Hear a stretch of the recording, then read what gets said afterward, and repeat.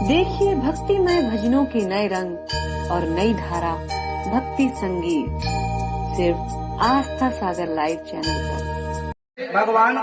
भगवान की तस्वीर बड़ा सुंदर चित्र लगा। हम लोग कलम से अपनी डायरी में नोटबुक में अगर कोई प्रभु का या कोई चित्र बनाए तो हम लोग नहीं कहते आज तो उसको देखने में बड़ा चित्र लगता है। और हर जब भी हमारा जीवन की शुरुआत हो, हमारे जीवन की शुरुआत हमारे परमात्मा से हो। हम लोग जब सुबह उठते हैं तो भगवान का नाम लेके उठना चाहिए। हम लोग जब सोते हैं तब भी भगवान का नाम लेके सोना चाहिए। हम लोग जब बोलते हैं तब भी भगवान का नाम लेके बोलते हैं। और मेरे गोविंद से विनती करना कि तुम मेरा चरित्र सजा देना, मैं तुम्हारा चित्र सजा दूंगा। तुम मेरा चरित्र सजा देना, मैं चित्र तुम्हारा सजा दूंगा। जीवन में अगर ऐसी कोई विपदा आए तो तुम मेरे जीवन को भी सजा देना। गोविंद से विनती करो कि हर पल अगर निकले तो तुम्हारे नाम से निकले। जी, चित्त का परिवर्तन, आनंद, हर चीज का विलोम शब्द होता है, याद रखना। दिन का उल्टा रात, सुबह का उल्टा शाम, है कि नहीं? हर चीज का विलोम शब्द है, लेकिन आनंद का कोई विलोम शब्द नहीं। आनंद की तो महिमा ही निराली है। आनंद की महिमा तो ब्रह्मा ने नहीं पा पाई। हम और तुम क्या आनंद की महिमा पा सकते? हर चीज बाजार में बिकती है। अगर मरने वाले के घर में कोई रोने वाला भी नहीं है तो मरने वाले के लिए रोने वाले भी बाजार में पैसों में बिकते हैं। ये कलयुग है। मरने वाले के घर में अगर रोने वाला कोई नहीं है तो रोने वाले बाजार में पैसों से बिकते हैं। हर चीज तुम बाजार से खरीद सकते हो, लेकिन आनंद नहीं खरीद सकते। आनंद बिकने वाली चीज नहीं है। आनंद तो केवल लेने वाली चीज है। और आनंद आता कहाँ है? हम लोग कहते हैं आज जैसे किसी के घर में पंगत हो और पंगत करने के लिए जाए तो नहीं कहते भोजन में बड़ा आनंद आया। नहीं, भोजन में आनंद नहीं आ सकता। डल्लभ के गड्ढे पे बैठने में आनंद नहीं आता, मजा ले सकते हैं। भोजन में आनंद नहीं, भोजन में स्वाद की अनुभूति कर सकते हो। डल्लभ के गड्ढे में बैठने में मजा की अनुभूति कर सकते हो, आनंद नहीं ले सकते। क्योंकि आनंद कहाँ मिलता है? रामचरितमानस में बाबा गोसाई ने लिखा है कि नहीं? देखो कितने सुंदर भाव के साथ गोसाई जी वर्णन करते हैं। जो आनंद सिंधु सो राशि, जो आनंद सिंधु सो राशि,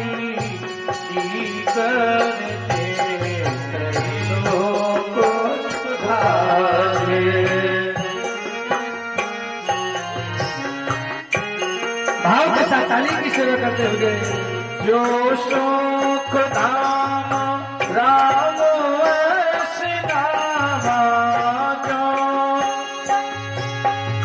राम सिनामा, अखिल लोकुना यग वेदामा, अखिल लोकुना यग वेदामा, अखिल लोकुना यग वेदामा।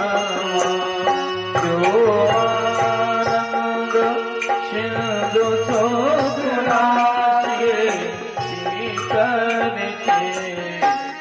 लोक सुखा। आनंद की अनुभूति तो के हमें केवल प्यारे परमानंद के ही अंदर होती है। आनंद कहीं लिखा नहीं जाता। अगर आनंद की परिभाषा समझनी है तो परमानंद के पास चले जाओ, और अगर परमानंद के पास चले गए तो आनंद अपने आप प्राप्त होता है। आनंद खरीदा नहीं जा सकता, आनंद लिखा नहीं जा सकता, आनंद तो केवल महसूस किया जाता है। और आनंद तो केवल प्यारे भगवान के ही चरित्र में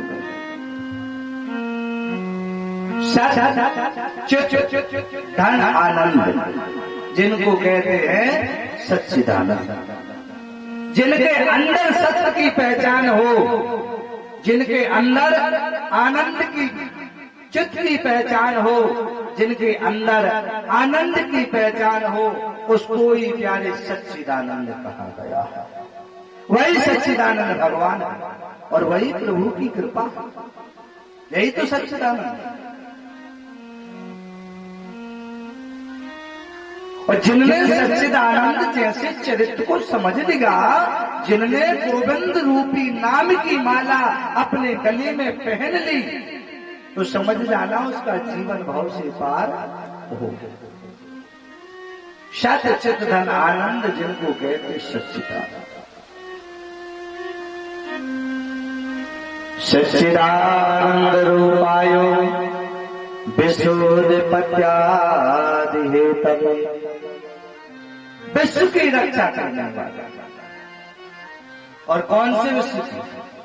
भागवत तो यह भी कहती है भ्रकुटी विलास, तो हमारे आंख के ऊपर की, जिसे हम लोग भौर बोलते ना, ये आंख के ऊपर की जो पलक है ना, जिसको कुछ कुछ देहाती भाषा में बरौनी भी बोलते, नहीं बोलते, जो आंख के ऊपर की जो पलक के ऊपर की जो बाल रहते हैं ना, इसको कुछ लोग बरौनी भी बोलते, कुछ लोग भौर बोलते, लेकिन संस्कृत भाषा में उसको भ्रकुटी बोलते हैं। भ्रकुटी, ये आंख की जो पलक है ये भ्रकुटी है। तो जितने देर में हमारे आंख की पलक छपकती है और खुलती है, इतनी देर में अगर मेरा परमात्मा चाहे तो लय और प्रलय, लय और प्रलय दोनों एक साथ करने की क्षमता रखता है। अब विचार, जितनी देर में आंख की भ्रकुटी की पलक बंद होती है और खुलती है, इतनी देर में अगर भगवान चाहे तो लय और प्रलय दोनों एक साथ करने की क्षमता है।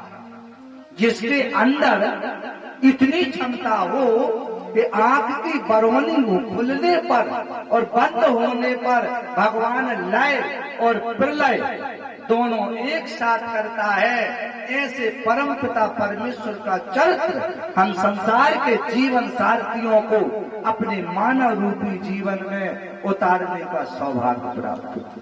धन्य हमारा जीवन, बड़े भागी है रे हम कि हम प्रभु के चरित्र को सुनने के भाग्यशाली बन गए, बड़े भागी। और ऐसा भाग्य जीवन में बार बार नहीं मिलता। भगवान की कथा तो बार बार मिल सकती है, लेकिन मानव जीवन प्यारे मार कौन से? तापत्र विनाशाय, अंत में लिखा है तापत्र विनाशाय, तीनों तापों को हरने वाले। रामचरितमानस में तीनों तापों की महिमा आई। देह के देविक राम राजी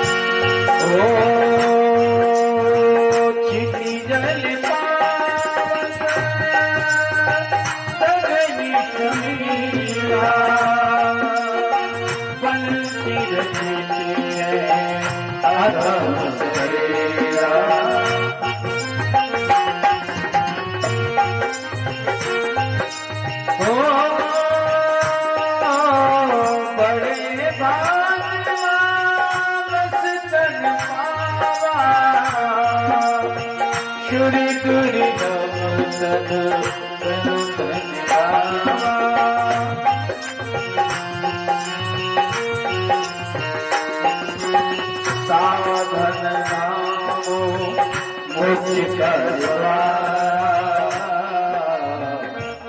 न पाए पर लोक क्षमा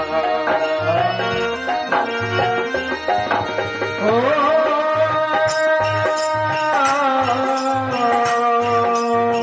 साधन नामो मोक्ष करवा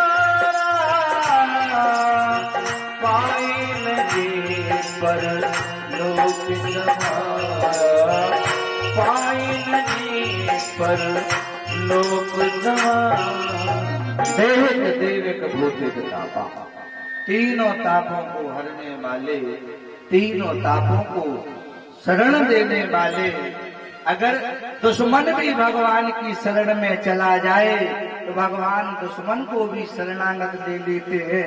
मित्र भी भगवान की शरण में चला जाए तो मित्र भी भगवान शरण में ले लेते हैं। शत्रु भी चला जाए तो भगवान शत्रु को भी शरण में ले लेते हैं। धन्य है वो राम जिस राम की पत्नी भारिया को रावण जैसे पापी ने हरण कर लिया, फिर भी राम जी ने ऐसे संपूर्ण पापों को हर के रावण को भी अपनी गोद में शरण दे दी। धन्य ऐसे उबाले, धन्य ऐसा कृपालु और धन्य ऐसा दयालु जिसकी दया से पापी जैसे पापी भी तर जाए और जिसकी कृपा से दुष्ट जैसा दुष्टात्मा भी भगवान की शरण में चला जाए। धन्य। और हम कितने बड़े भागी हैं, हम कितने बड़े भागी हैं।